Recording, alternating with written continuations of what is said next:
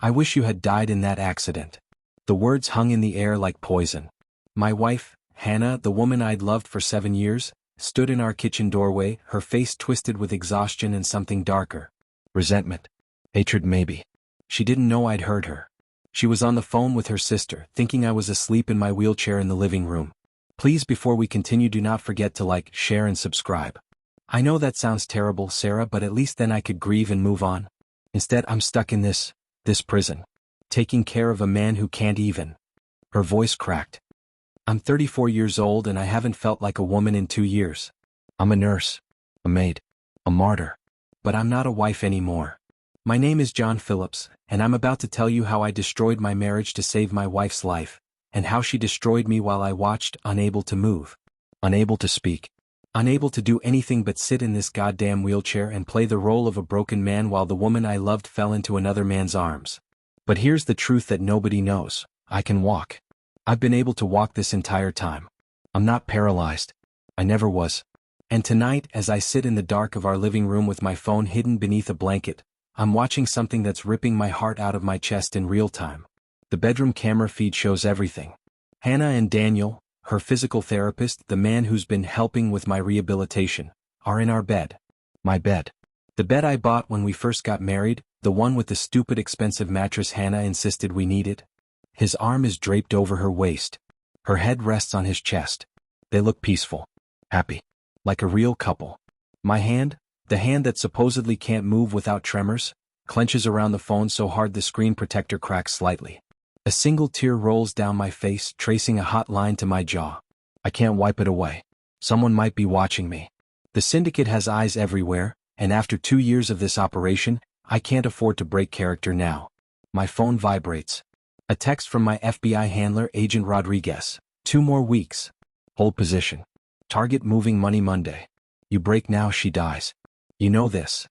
I know. God help me, I know. Hannah walks down the stairs, adjusting her blouse. There's a hickey on her neck she thinks her hair covers. It doesn't. She approaches me with that smile, the one she uses now, the one that doesn't reach her eyes. The performance of a dutiful wife. She leans down and kisses my forehead. I love you, she whispers. My right eye twitches. Just slightly. Did she notice? She freezes. Stares at my face. Then shakes her head and walks to the kitchen. I'm dying inside and nobody can know. 3 days later, I sat across from Hannah in Dr. Chen's office. Couples therapy. The irony was suffocating. We were here to save a marriage built on lies, hers of infidelity, mine of an identity she didn't know was false. Dr. Chen folded her hands. Hannah, you mentioned something was weighing on you. Would you like to share? Hannah's fingers twisted in her lap. I could see her wedding ring, she still wore it. Daniel probably told her to keep up appearances. I wondered if she took it off when they were together. Hannah's voice trembled. I've been seeing someone else. I let my face crumble. 2 years of undercover work had made me an expert at performance. Betrayal. I cycled through them all while inside, a different storm raged. The FBI had briefed me on psychological tactics, how to respond to maintain my cover while gathering intelligence. But they never prepared me for this specific torture. Hannah, no. I whispered, exactly the way a devastated paraplegic husband would. Broken. Weak. Pathetic. She sobbed. I'm sorry. I couldn't breathe anymore, John. I love you, but I'm suffocating. I haven't felt like myself in 2 years. I wake up and I don't recognize my life. I gave up everything. I gave up my legs. I shouted. The anger wasn't fake. None of this was supposed to happen. The FBI promised 6 months maximum. It had been 24. Dr. Chin intervened with practiced calm, but I barely heard her. I was calculating.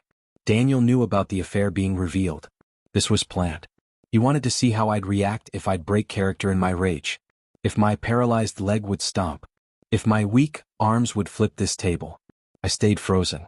As we left the office, I maneuvered my wheelchair down the ramp. That's when I saw him. Daniel, leaning against a silver Honda in the parking lot. He shouldn't be here. Physical therapists don't wait outside couples therapy sessions. Our eyes locked. He smiled. Not friendly. Knowing. Then he mouthed something I could read clearly. I know. My blood turned to ice. My phone buzzed in my pocket. Rodriguez. Daniel Wright flagged. Real name David Thornton. Helix operative. Compromised. Do not engage. Hannah walked past Daniel, waving. Hey, what are you doing here? Just finishing up with another client, he lied smoothly. How'd therapy go? I watched them talk, watched him touch her arm, watched her smile at him. And I realized, I'm not the only one playing a role. He's been playing her from the start. Hannah's parents came for dinner on Friday. I hated these visits. Patricia, her mother, looked at me like I was a corpse that hadn't realized it was dead yet. Her father, Robert, was kinder, but I could see the pity drowning his eyes. Patricia set the table with aggressive precision. Hannah dear, you look exhausted.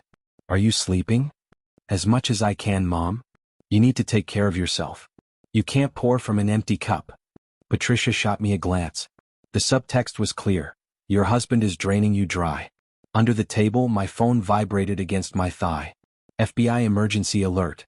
My heart rate spiked. I pulled the phone onto my lap, hidden beneath the napkin. Compromised. Daniel Wright is undercover for Helix Syndicate. Romantic involvement with target's wife appears intentional. Abort Protocol Alpha? The shock hit me like voltage. My leg, my supposedly paralyzed left leg, jerked involuntarily, knee slamming against the table leg. Patricia's fork clattered to her plate. Hannah, did you see that? His leg just moved. Everyone stared. Hannah's face went white. John? I screamed. Years of undercover training kicked in. I grabbed my leg, face contorted in agony. Ah, God. Muscle spasm. It hurts. Call 911. Robert jumped up. No, it's normal. I gasped. Dr. Morrison said phantom nerve responses are common. Please, I just need my medication. Hannah rushed to get my pills, hands shaking. But Patricia didn't move. She sat there, staring at me with narrowed eyes. Suspicious. Later, as they left, I heard Patricia pull Hannah aside in the hallway. Something's wrong with your husband. Mom, the doctor explained. I don't trust him, Hannah. A mother knows. The door closed. Hannah returned, and for the first time in months I saw her really look at me. Studying me. Questioning. That night I stood in our bedroom, alone, Hannah having left to clear her head, and pulled up the security footage. I watched Daniel's file download to my encrypted drive. Helix Industries operative. Specialist in infiltration and seduction. 13 confirmed operations. 7 targets eliminated after intelligence extraction. The next line made my stomach drop. Preferred method. Eliminate both primary target and romantic attachment. Stage as murder-suicide.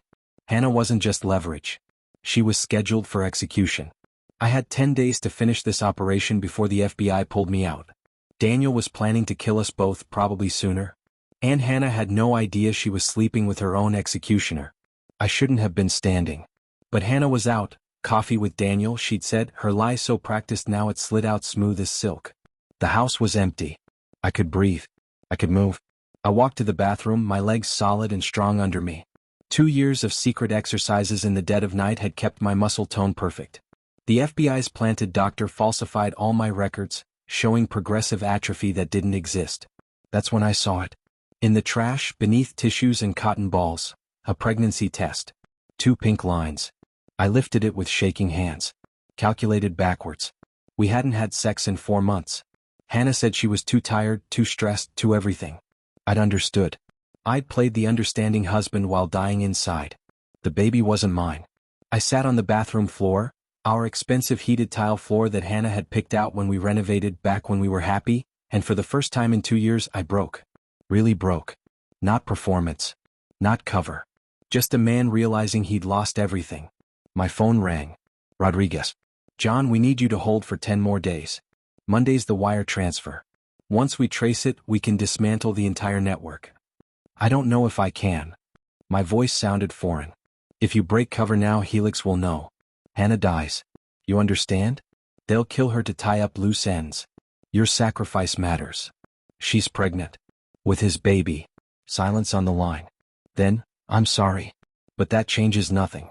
10 days. I heard the garage door opening. Hannah home early. I barely made it back to my wheelchair, the pregnancy test shoved deep in my pocket. My heart hammered as she walked in, carrying bags from the baby store. Baby name books. She saw me and smiled, guilty, uncomfortable. I was just looking. Hope for the future, you know? I knew exactly what she hoped for. A future with Daniel. A baby that would erase me from her story. That's nice, I managed.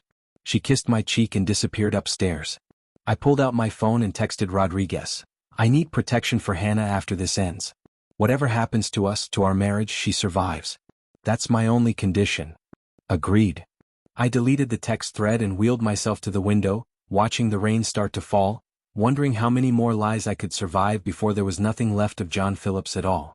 Physical therapy days were torture. Watching Hannah watch Daniel touch me with clinical precision, both of them performing their roles. She probably thought about his hands later. I know I did, wondering when he'd use them to kill her. Today felt different. Dangerous. Daniel was adjusting my wheelchair at the top of the building's entrance ramp. Hannah had gone to move the car closer. We were alone. Brakes are a little sticky, Daniel said casually. Let me just. He released them. The wheelchair rolled backwards. For half a second I had a choice: catch myself with my paralyzed legs and blow my entire cover, or fall and sustain real injuries. I fell. My head cracked against concrete. Pain exploded white-hot through my skull. Blood pooled warm beneath me.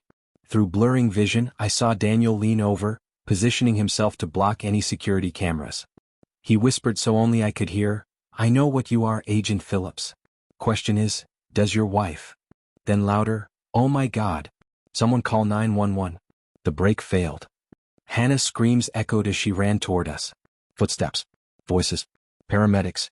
In the ambulance, blood still leaking from my head wound, my phone vibrated. Rodriguez. Daniel purchased burner phone. Searched, how to make car accident look natural, and undetectable poisons. John, he's moving up his timeline. We need to extract you now. I typed back with trembling fingers, no. If you pull me you lose Helix. I finished the mission. You'll be dead. Then Hannah lives. That's what matters. Hannah rode with me to the hospital, holding my hand, crying. Real tears. Guilty tears. She still loved me, I realized. Somewhere under all the resentment and betrayal, some part of her still loved me. Which made everything so much worse. At the hospital, while Hannah spoke with doctors, I accessed my encrypted FBI app. Daniel's complete file downloaded. Real name, David Thornton. Recruited from juvenile detention at 19. Genius hacker turned Helix operative. Specialty, seduction and elimination. 17 confirmed kills. 7 couples terminated using the same method. Seduce the wife, eliminate both, stage murder-suicide. I was number 18. Hannah was his 7th wife target. And she was falling in love with a serial killer who was very good at his job. Hannah told me she was visiting her sister. I tracked her phone to Daniel's apartment. I couldn't follow, too risky, but I had the surveillance van Rodriguez positioned across the street. Audio only. Sometimes that's worse than seeing. I sat in our dark living room listening through my earpiece. Hannah's voice, "This is nice. I needed to get away. Daniel, you're always welcome here. You know that." Wine pouring. Laughter. Then silence. Then sounds I didn't want to hear but couldn't turn off because I needed intelligence. I needed to know his plans. Finally, conversation resumed. Daniel's voice came clearer. He'd moved closer to the window where our directional mic was aimed. "Telling you something's off about him. Not talking to Hannah. A phone call. The way he watches things, his muscle response times. And his muscle tone isn't right for someone with complete paralysis. The atrophy should be more pronounced." My blood froze. "Give me 1 more week to confirm. Then we move on both targets." Cling. Efficient. Hannah's voice distant. "Who are you talking to?" "Just my screenwriter friend." Daniel's voice shifted, warm, seductive. "We're working on a thriller. Sorry work stuff." "What's it about?" "A man pretending to be paralyzed while his wife falls for another man. Twist is, everyone's lying to everyone." Hannah laughed. "That's dark. The best stories are." I heard them kiss. Heard her sigh. Then Hannah, "I should go. John will wonder." "Let him wonder. You're allowed to have a life." "I know, but..." "But what? You feel guilty?" Daniel's voice dropped, intimate. "Hannah, you're not doing anything wrong. You're surviving. That's not a sin." More sounds I couldn't bear. Then Rodriguez's voice cut through my earpiece. "John, abort listening. You don't need to hear this." But I did. Because 30 seconds later Hannah said, "I found baby names today." "Is that crazy?" "We're not even. I mean, I'm still married." "What names?" Daniel asked. "For a girl, Emma. For a boy, Michael." "Those are beautiful." I ripped the earpiece out. Our daughter's name, the one we'd chosen years ago during a lazy Sunday breakfast when we talked about someday, was Emma. She was giving our dreams to him. Later Hannah came home smelling like his cologne. She kissed my forehead. Sorry I'm late. Traffic. How's your sister? Good. Really good. The lies stacked between us like bricks, building a wall neither of us could see over anymore. That night I hacked Daniel's laptop remotely. Found his real plans in an encrypted folder. Timeline, 7 days. Method, carbon monoxide leak, but stage a struggle to suggest murder-suicide. Police would find evidence of my discovering the affair, Hannah's confession, my rage despite paralysis. Perfect murder. Except I had 7 days to stop it. And I still couldn't tell Hannah the truth. The FBI operation concluded on a Tuesday. 27 arrests across 3 countries. 50 million in assets frozen. Helix Industries dismantled. Rodriguez called, "You're clear, John. You can stop now. We'll protect Hannah through witness protection if needed." You did it. I should have felt relief. Victory. Something. Instead I felt nothing. Because that same Tuesday I found divorce papers in Hannah's purse. Unsigned but there. She'd made her choice. I had to make mine. I spent 2 days staging my recovery. Little movements. A toe twitch. Finger flex. Building to the moment. The FBI's planted doctor would confirm miraculous nerve regeneration. Rare but documented. Friday morning I called Hannah downstairs. She found me wiggling my toes. "Hannah, I can feel them. I can feel my legs." I watched her face. Expected joy. Saw something else. Suspicion. Fear. "That's amazing." Her voice was flat. She called Dr. Morrison immediately, putting him on speaker. "Spontaneous nerve regeneration is possible," he confirmed, reading from the FBI script. But what? Hannah's eyes never left mine. Usually there are weeks of preliminary symptoms. Tingling, sporadic sensation. John reported nothing until today. Silence filled the room like smoke. "Isn't that good?" I asked, plain confused. "That it happened fast. It's unusual." The doctor backpedaled. "But miracles happen. I'll want to run tests." Hannah ended the call. Stared at me. "Stand up." "I don't think I can yet." "Stand up." I struggled to my feet, acting weak. But I saw it in her eyes. She knew. Maybe not everything, but enough. The timing was too convenient. Too perfect. Her purse sat on the counter, divorce papers peeking out. We stared at each other across the kitchen, both holding catastrophic secrets, both afraid to speak first. "I'm going out," she finally said. "Where? Does it matter?" She left. I tracked her phone. Daniel's apartment. This was it. The moment everything would explode. I called Rodriguez. She's going to confront him. If he realizes she suspects something, we have surveillance. If he makes a move, we'll intervene. Your people are too far away. By the time they reach her, John, you can't. I hung up, grabbed my car keys. For the first time in 2 years, I walked out of my house on my own 2 legs. If Daniel was going to kill my wife, he'd have to go through me first. Even if she hated me. Even if our marriage was already dead. Some things you protect anyway. I was halfway to Daniel's apartment when Rodriguez called again. "John, stop. We're sending someone." "Not fast enough. There's something else. An FBI agent is coming to your house. Protocol dictates we debrief both of you together. If Hannah's not there, then come to Daniel's. I don't care anymore. End this." I hung up and drove faster. When I arrived, Agent Rodriguez was already there, badge out, with 2 other agents. Hannah's car sat in the parking lot. They'd beaten me by minutes. Inside Daniel's apartment, I heard shouting. Rodriguez kicked the door in. Hannah stood in the middle of Daniel's living room, surrounded by photographs, surveillance photos of me, of us, our house, my therapy sessions, everything. Daniel sat calmly on his couch, gun on the coffee table. Hannah's face was pure devastation. "What is this? What is all of this?"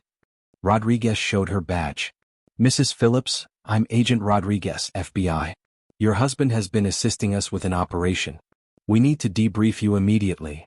"Operation? What operation?" I walked in. Hannah's eyes went wide. You're walking." "Hannah. How long?" She screamed it. "How long have you been able to walk?" 2 years, I said quietly.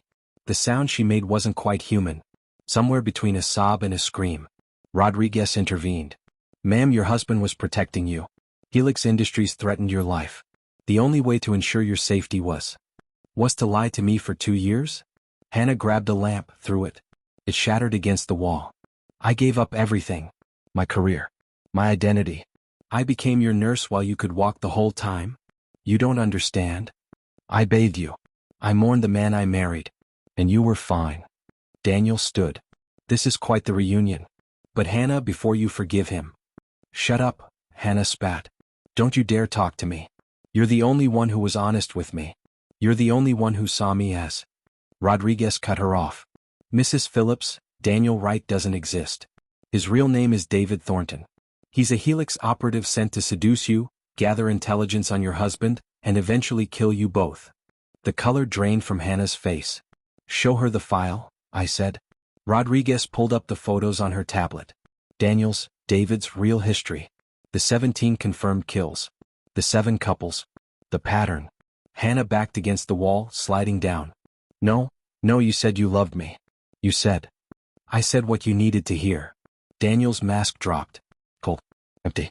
You were remarkably easy actually. Lonely wife, absent husband. Classic. Hannah vomited on his expensive rug. The storm hit an hour later. Hannah had demanded to leave, to get away from all of us. Rodriguez tried to insist on protective custody, but Hannah was beyond listening. She drove to a parking garage downtown. I followed. Rain hammered down as I found her car on the 3rd level.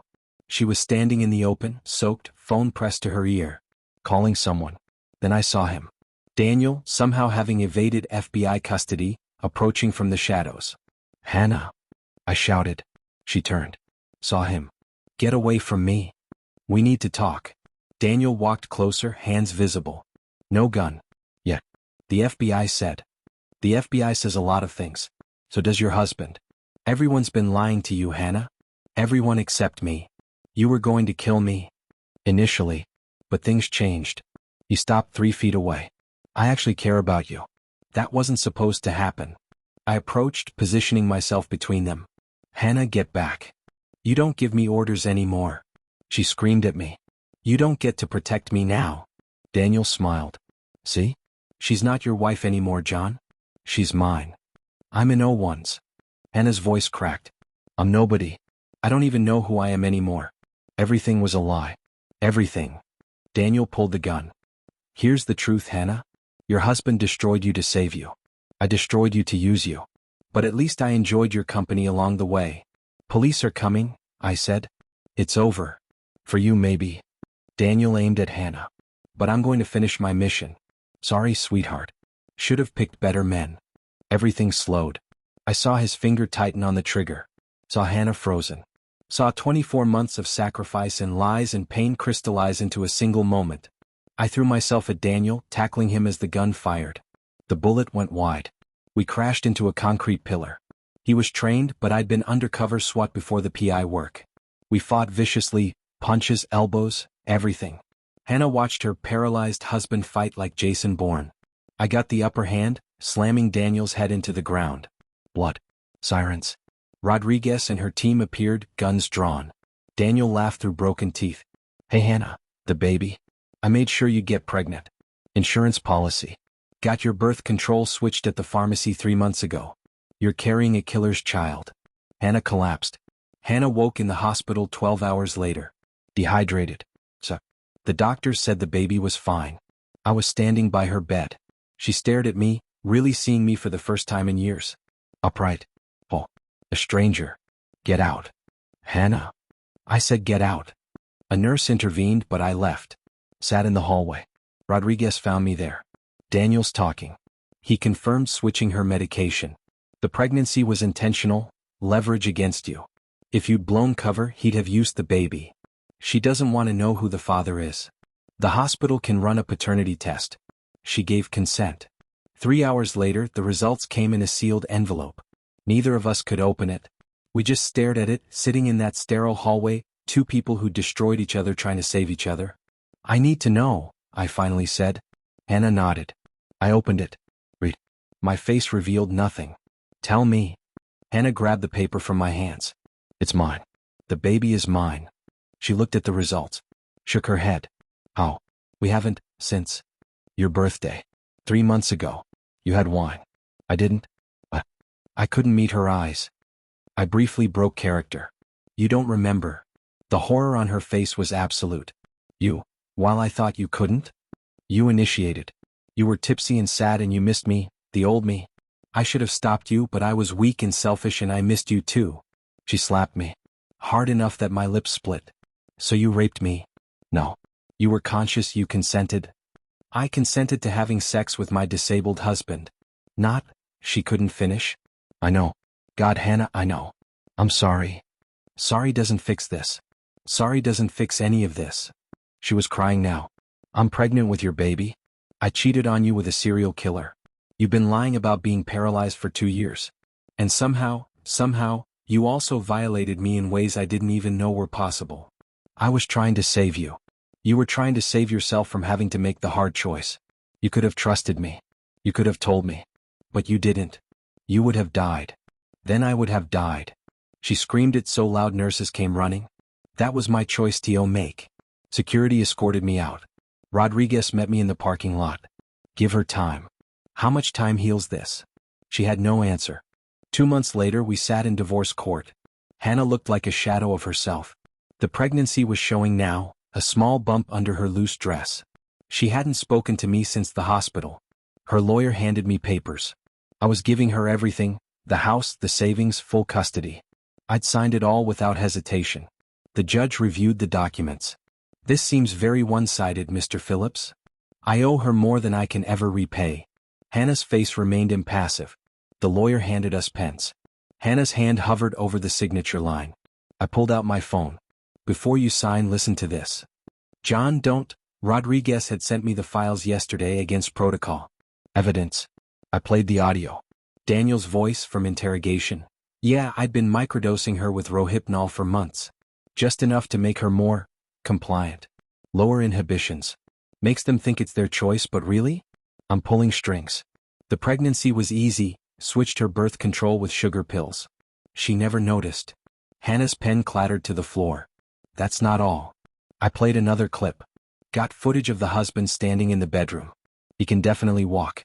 Gonna confirm, then we eliminate both. Make it look like he found out about the affair, killed her, killed himself. Tragedy. Hannah's lawyer looked pale. Mrs. Phillips, this changes the assault dynamics. You were drugged. Your consent was compromised.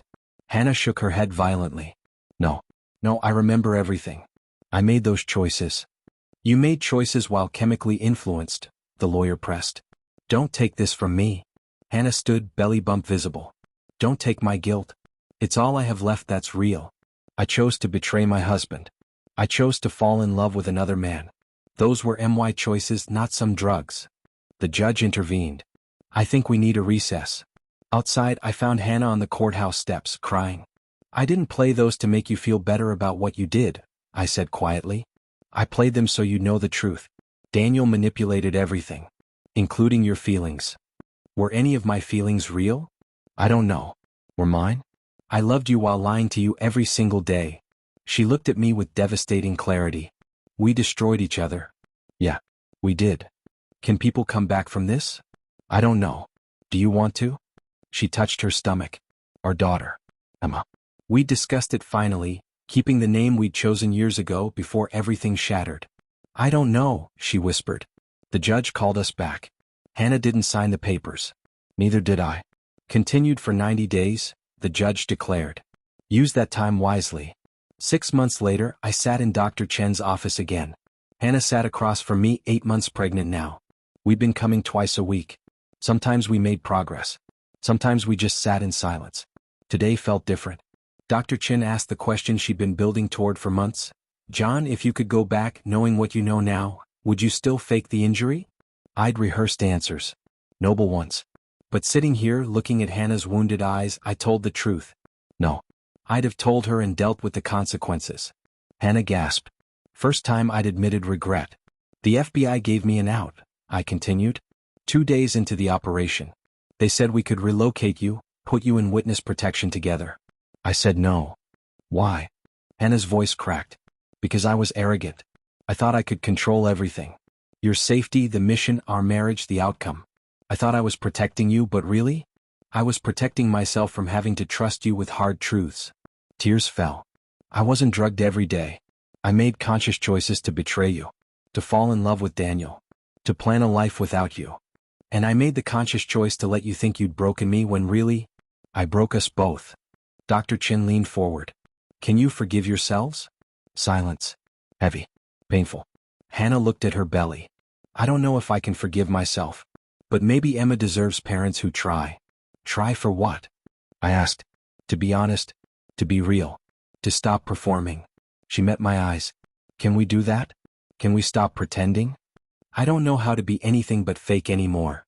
Neither do I. We sat there, two broken people, staring at each other across an ocean of lies and betrayal and love that somehow still existed under all the wreckage. I reached out my hand. Not as performance. Not as strategy. Just as John. Hannah stared at it.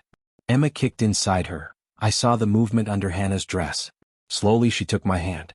We didn't kiss. Didn't embrace. Just held hands like two people learning to touch again after years of distance. Dr. Chin said nothing. Sometimes silence is the only appropriate response. Later in the parking lot, Hannah spoke. I'm not coming home yet. I'm not ready. I know. But I'm not signing the papers either. I know. This might not work. I know. She drove away. I stood there watching her taillights disappear. My phone buzzed. A text from Hannah. Therapy again Thursday? I typed back, I'll be there. The title card of my life wouldn't read, and they lived happily ever after. It would read, they're still trying. Some scars don't heal. But some people choose to carry them together. I drove home to an empty house, made myself dinner, and did something I hadn't done in 2 years. I walked upstairs without having to pretend. Small victories.